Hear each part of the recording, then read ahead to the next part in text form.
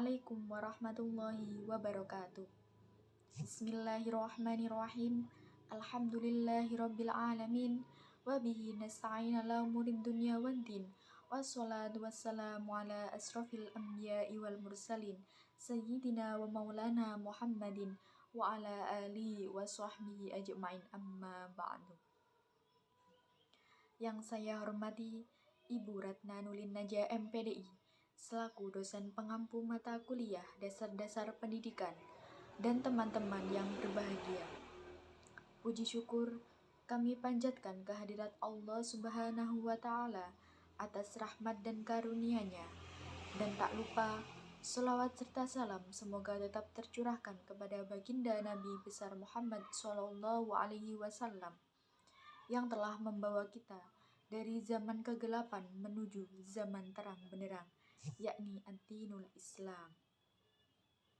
Pada presentasi kali ini akan membahas tentang dasar-dasar pendidikan psikologis dan pedagogis yang beranggotakan Muhammad Andika Putra Marindra, Alfi Nur Azizatur Rasyida, dan Azza Nuraida Qurrata A'yunin. Pada pembahasan pertama yang akan disampaikan oleh Muhammad Andika Putra Marindra. Bismillahirrahmanirrahim. Assalamualaikum warahmatullahi wabarakatuh. Halo, nama saya Muhammad Andika Putra. Saya dari kelompok 5 mata kuliah dasar-dasar pendidikan Islam. Saya akan menjelaskan materi tentang pendidikan psikologis, di mana kelompok saya mendapatkan tema tentang dasar-dasar pendidikan psikologis dan pedagogis. Yang pertama yaitu tujuan pendidikan psikologi. Pendidikan psikologi adalah disiplin ilmu yang mempelajari lebih dalam tentang pikiran, mental, dan perilaku manusia. Dalam dunia pendidikan, penting adanya penyuluhan tentang pendidikan psikologi oleh para pendidik yang bertanggung jawab. Pendidikan psikologi ini bertujuan agar para pendidik mengetahui anak dan siswa didiknya yang diajari agar dalam melaksanakan tugasnya, para pendidik sukses dan sesuai dalam mengajar para siswa-siswanya. Lalu yang kedua yaitu hakikat dan konsep-konsep pendidikan psikologi.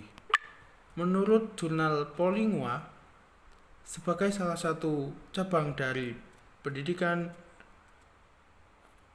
psikologi pendidikan merupakan suatu pendidikan yang harus dimiliki oleh setiap guru. Menurut Arthur S. Robert, pada tahun 1988, pendidikan psikologi berguna bagi hal-hal sebagai berikut. Yang pertama adalah penerapan prinsip-prinsip belajar dalam kelas. Yang kedua adalah pengembangan dan pembaruan kurikulum. Yang ketiga adalah ujian dan evaluasi bakat dan kemampuan. Yang keempat adalah sosialisasi proses-proses dan interaksi proses-proses tersebut dengan pendayagunaan ranah kognitif. Dan yang kelima adalah penyelenggaraan pendidikan keguruan. Menurut Tardif, pada tahun 1987, pendidikan psikologi adalah sebuah bidang studi yang berhubungan dengan penerapan pengetahuan perilaku manusia untuk usaha-usaha kependidikan. Adapun ruang lingkupnya meliputi sebagai berikut.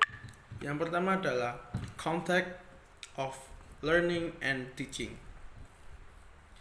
Tahapan-tahapan dalam belajar dan mengajar.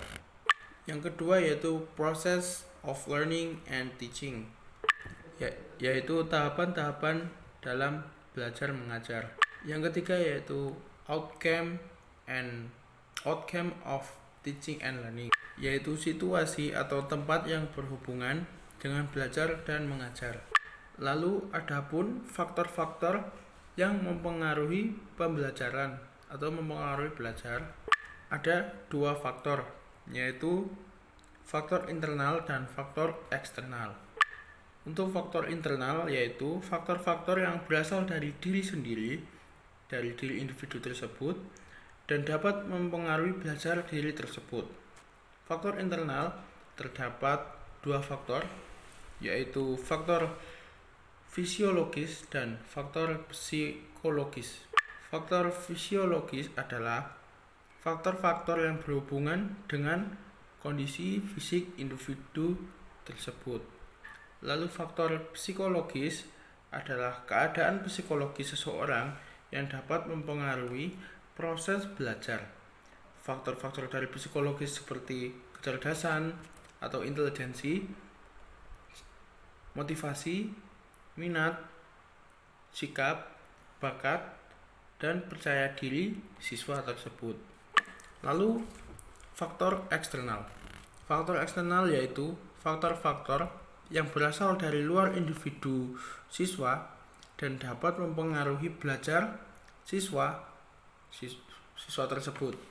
Adapun faktor-faktor dari faktor eksternal sebagai berikut, yaitu lingkungan sosial. Lingkungan sosial terdapat beberapa lingkungan yang bisa mempengaruhi belajar. Seperti yang pertama adalah lingkungan sosial keluarga. Jadi di keluarga bisa menimbulkan semangat untuk belajar. Dan yang kedua, lingkungan sosial sekolah. Jadi di sekolah belajar itu bisa ditingkatkan dari lingkungan sekolah yang baik pula. Lalu yang ketiga adalah lingkungan sosial masyarakat, di mana lingkungan masyarakat itu tersebut adalah lingkungan yang baik dan mendukung, memotivasi siswa-siswa untuk belajar lebih giat. Dan yang kedua adalah lingkungan non sosial. Faktor-faktor pada lingkungan non sosial sebagai berikut, yaitu lingkungan alamiah, faktor instrumental, dan faktor materi pelayaran. Baik, untuk materi selanjutnya adalah pendidikan pedagogis. Apa sih pendidikan pedagogis itu? Pedagogis memiliki arti ilmu mengajar, sedangkan pedagogi adalah seni dalam mengajar, yaitu lebih cenderung kepada bakat seseorang dalam bagaimana gaya dan seni mengajar. Jadi antara pedagogis dan pedagogi ini adalah satu kesatuan yang tidak bisa dipisahkan. Seseorang pedagogi harus memahami tentang bagaimana pedagogis agar tujuan pembelajaran dapat tercapai. Menurut Ki Hajar Dewantara, pedagogis artinya momong, among, dan ngemong, yang berarti bahwa pendidikan itu bersifat mengasuh. Mendidik adalah mengasuh anak dalam dunia nilai-nilai kehidupan. Cara mengajar memiliki kontribusi dalam membentuk peserta didik menjadi aktif atau pasif. Jika pendidik bertindak sebagai naratif teacher, maka kemungkinan besar peserta didik akan menjadi pasif. Sebab guru akan mendominasi kelas dengan sedikit memberikan kesempatan kepada peserta didik untuk menyampaikan pendapatnya. Jadilah proses pembelajaran dari orang yang berpengaruh kepada orang yang dianggap tidak berpengaruh. Pengetahuan dianggap instan dan bukan merupakan konstruksi bersama antara guru dan murid, mahasiswa dan dosen. Selanjutnya adalah prinsip-prinsip pembelajaran. Prinsip pembelajaran bersifat pedagogis dapat diuraikan menjadi 6 bagian. Yang pertama adalah prinsip motivasi dan perhatian. Prinsip ini menggunakan metode yang variatif, yang sesuai dengan bahan ajar, waktu yang tersedia, sumber belajar, serta memiliki perhatian terhadap semua rangsangan yang mengarah pada tercapainya tujuan belajar. Yang kedua adalah prinsip keaktifan. Pemberian kesempatan yang sama kepada semua peserta didik dalam melaksanakan eksperimen dan peserta didik mengolah hasil belajar secara maksimal, efektif, aktif, kognitif, dan psikomotori. Yang ketiga adalah prinsip berpengalaman dan keterlibatan langsung. Jadi pada prinsip ini dapat disertakan pengalaman pribadi dari masing-masing peserta didik, sehingga dapat mengolah dan menyimpulkan apa pembelajaran yang bisa didapat dari pengalaman tersebut. Yang keempat adalah prinsip pengulangan. Prinsip belajar seperti ini seperti apa yang telah disampaikan oleh guru ataupun dosen kepada peserta didik dapat diulang dan dapat dipahami secara merata oleh para peserta didik. Untuk yang kelima adalah prinsip tantangan. Pembelajaran dengan prinsip tantangan ini yaitu dengan seperti pemberian problem solving sesuai tingkat intelektual pada para peserta didik. Contoh dengan memberikan tugas yang bisa meningkatkan olah pikir siswa terus aktif. Yang keenam atau yang terakhir adalah prinsip pengulangan dan balikan, yaitu seperti memberikan jawaban yang benar dan memberikan kesimpulan dari materi pembelajaran yang telah disampaikan. Seperti jika seorang pendidik memberikan sebuah materi penguatan atau mengulang materi yang lalu yang telah disampaikan, maka peserta didik dapat memberikan jawaban yang sesuai dengan apa yang pernah diajarkan, atau peserta didik dapat memahami dan memberikan feedback yang baik kepada peserta didik. Yang ketujuh adalah prinsip perbedaan individual. Pada prinsip perbedaan individual ini, keliru berarti, karena ngurung terakhir. Untuk yang keenam adalah prinsip pengulangan dan balikan, yaitu seperti memberikan jawaban yang benar dan memberikan kesimpulan dari materi pembelajaran yang telah disampaikan. Seperti contoh, misal kayak waktu pendidik atau guru ataupun dosen itu memberikan sebuah materi penguatan atau mengulang materi yang telah lalu, maka peserta itu dapat menjawab atau menyimpulkan apa yang pernah disampaikan oleh pendidik yang pernah diajarkan. Untuk materi selanjutnya adalah pandangan dasar pedagogis yang terbagi menjadi 3. Yang pertama adalah pedagogik adalah education is politik, dengan artian semua aktivitas pendidikan bersifat politis dan punya konsekuensi. Dalam konteks kebijakan pendidikan misalnya, selalu membawa implikasi kepentingan suatu kelompok dengan terpinggirnya kelompok yang lain. Dalam konteks pedagogi, cara mengajar dan pengetahuan yang diajarkan semua memiliki implikasi politis. Jika semua aktivitas pendidikan dan pengajaran memiliki konsekuensi dan kualitas politis, berarti pendidikan itu pada dasarnya tidak netral. Sebagaimana pengetahuan yang tidak bisa dipisahkan dari kepentingan, pendidikan pun juga tidak bisa dipisahkan dari kepentingan.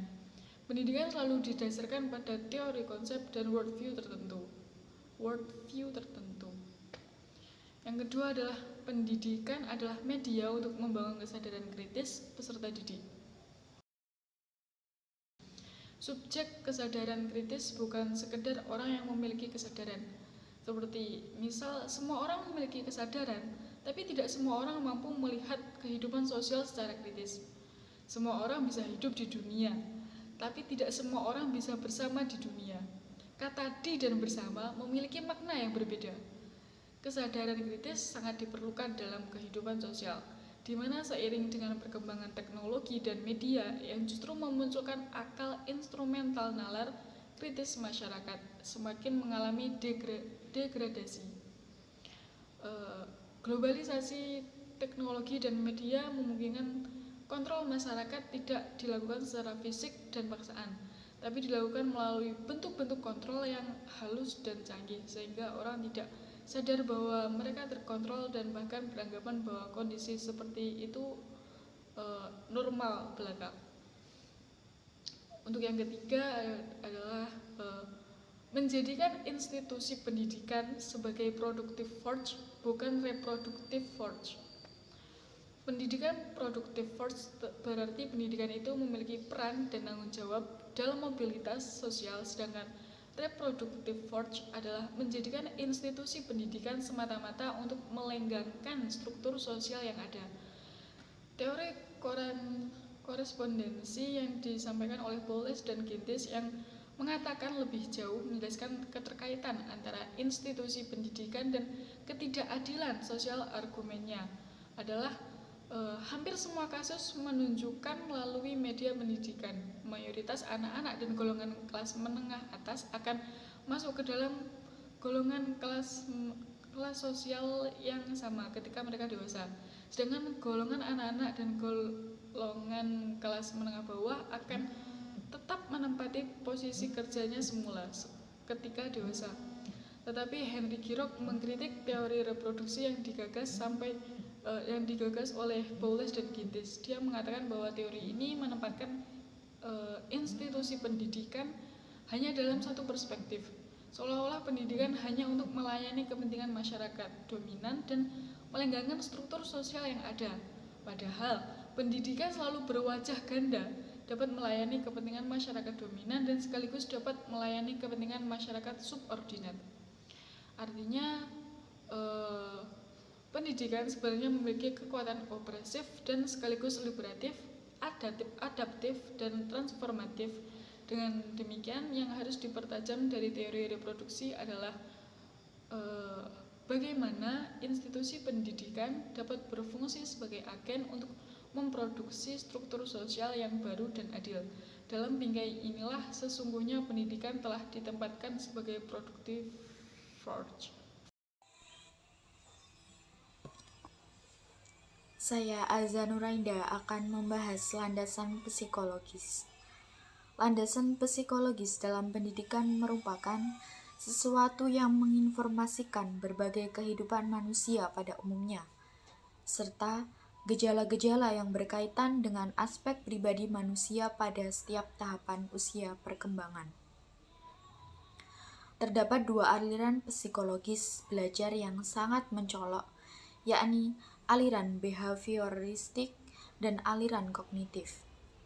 Untuk membentuk kepribadian individu sesuai yang diharapkan, tetapi tetap sesuai pada faktor dari individu masing-masing, dan seorang pendidik harus memperhatikan tugas perkembangan pada setiap perkembangan anak. Yang kedua, landasan pedagogis. Landasan pedagogis merupakan suatu landasan yang digunakan oleh pendidik untuk dapat melaksanakan proses pembelajaran dengan baik dan mencapai tujuannya, yaitu yang pertama, membimbing peserta didik ke arah tujuan tertentu, yaitu agar peserta didik dapat menyelesaikan masalah dengan mandiri. Landasan pedagogis terbagi menjadi dua, yaitu pembelajaran abad 21 dan pembelajaran tematik integratif. Belajar di abad 21 adalah berdasarkan pembelajaran berbasis teknologi.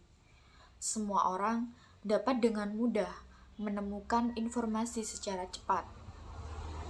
Jadi, seperti yang kita ketahui bersama, belajar pada abad 21 ini tidak hanya terfokus pada akademiknya saja, namun non-akademik juga diperhatikan.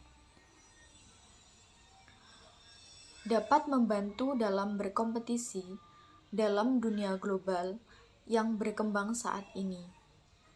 Pembelajaran tematik integratif, ini yang kedua. Pembelajaran ini merupakan pembelajaran yang disusun dari beberapa disiplin ilmu yang memiliki tema yang sama untuk digabungkan, sehingga saling berkaitan antara satu tema dengan tema lainnya, dan mudah dipahami oleh peserta didik maupun pendidik. Pembelajaran tematik integratif ini muncul sejak diubahnya KTSP menjadi kurikulum 2013.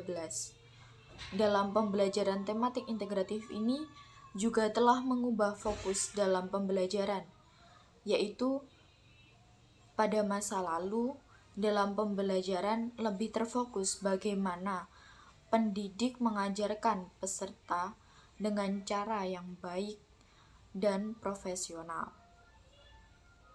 Namun, dengan menggunakan tematik integratif ini, lebih difokuskan bagaimana siswa berperan aktif dalam pembelajaran.